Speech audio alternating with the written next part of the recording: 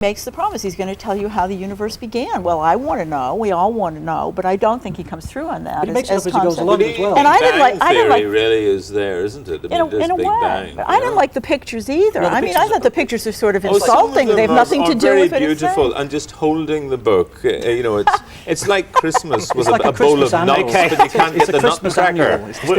We'll leave it there. I don't think we're in a position to say he makes it up as he goes along. I'm sure. Well, I was going to explain why. I'm sure we can't. There's no time. I'm sure he understands it all. The universe in a nutshell is available in hardback now. Thank you to Tom Paulin, Elaine Showalter and Paul Morley. Newsnight Review will be back next Friday at 11 when the subjects will include the controversial French film The Piano Teacher and the play What I Wrote, a drama about Morecambe and Wise. More information and a chance to add your own comments can be found at our website, bbc.co.uk/Newsnight. Now back to Kirsty. And just a minute or so on the front pages of the papers, the Independent takes the hardliners defeat Trimble to throw Ulster into crisis as their front story. Moving on to the Telegraph now, they have the Ulster story. They also have a picture of Pauline Armitage, one of the rebels. And the top story there, BBC did not tell the police about apparently a member of the Al-Qaeda network, allegedly anyway, who called in London. Moving on to the Times now, that story about 500,000 job losses casts gloom over US economy. But on the right-hand side here, Pierre-Yves Gerbeau, who was in charge of the Dome, has asked that the Dome should be sent to New York to cover the Ground Zero rescue because the winter is coming fast in New York. And moving on finally to the Financial Times, Bush distress need for Palestinian state. Well, that's all from Newsnight tonight, but there's round-the-clock news coverage on BBC News 24. Jeremy Paxman will be back with more on Monday. Until then, from Mark and me and everybody here, good night.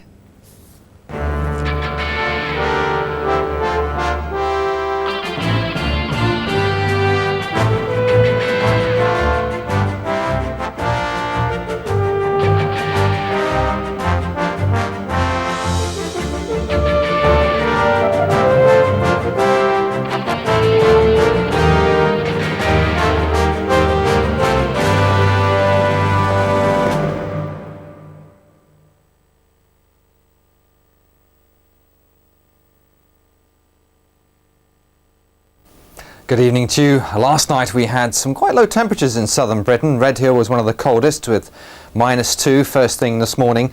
And it looks like these southern parts of Britain again with the clearing skies could see pretty low temperatures. Perhaps not as cold as last night, but certainly cold enough for a touch of frost. Further north with much cloudier skies across the more northern parts of England into Northern Ireland. Quite a bit warmer than that, 8 or 9. But the other side of the weather front we could find somewhere in Scotland, for instance, dropping to 2 to 3 degrees in the second half of the night. But it's in the south, not only are we going to see those low temperatures, but also some fog forming. Southern England and parts of Wales greatest at risk of that and leading to some quite difficult driving conditions if you're driving through the night. But to the north we have this line of cloud and some patchy rain. That's slowly going to sink its way south through the second half of the night, drifting eventually into northern England and perhaps the far north of Wales, and by then perhaps clearing up somewhat in Northern Ireland and also across central parts of Scotland. So Saturday's forecast brings a fairly cloudy band across these more central areas of the United Kingdom. Somewhat brighter and drier in Scotland and Northern Ireland, but a risk of a few showers here and there. And those showers later into the afternoon turning out to be frequent and heavy, and some pretty strong winds across the north of Scotland as well. Meanwhile, all the time, that weather front's slowly sinking southwards. But it may be that as it overruns some of that mist and fog, it will be reluctant to clear. So where we keep that mist, it may be feeling quite cold, no higher than around 10 degrees. But where it does improve somewhat, we're looking at 13, 14, maybe a 15 turning up somewhere. Now once that first weather system moves through, we find another one following for Sunday, quite a brisk northwesterly wind. Then a new area of low pressure arriving on Monday. That's going to bring some quite strong winds across us. But eventually that low moving out of the way, and all the time we keep feeding in some quite cold air from the northwest, and that means the nighttime temperatures especially will start to get close to and then eventually below freezing. Certainly by the middle part of next week, continuing to see that cold air coming down, we're looking at quite widespread frosts. Quick look at Sunday's forecast then. Lots of showers here and there. Some of the showers though over the mountains of Scotland turning readily to sleet and snow. Bye for now. They inspire thousands. What you do is the most important thing in the world. They change lives. It's just amazing what she can get these kids to do. Join Carol Smiley and other ex-pupils. The Teaching Awards 2001, Sunday at 4:10 on BBC One. You're stars!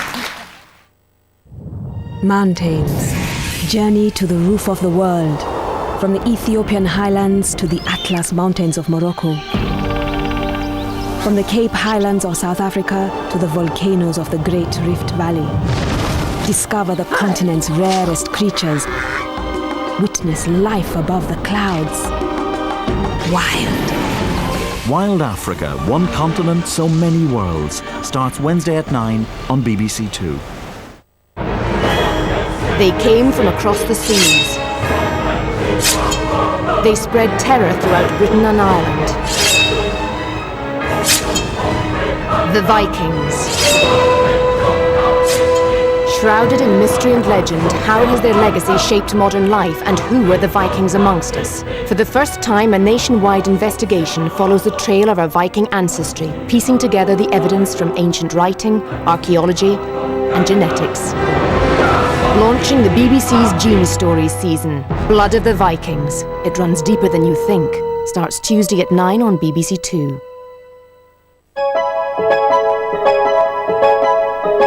Music for Late Night Friday on BBC Two. Trevor Nelson's Urban Choice is back at 1:20, but now it's Jools.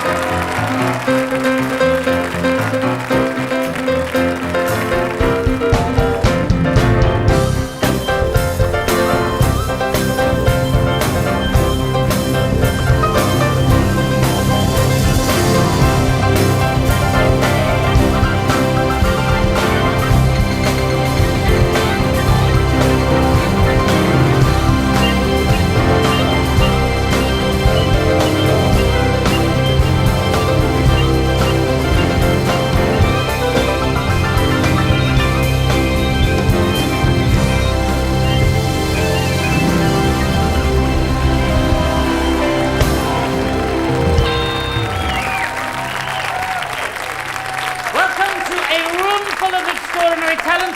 Let's start off with Travis.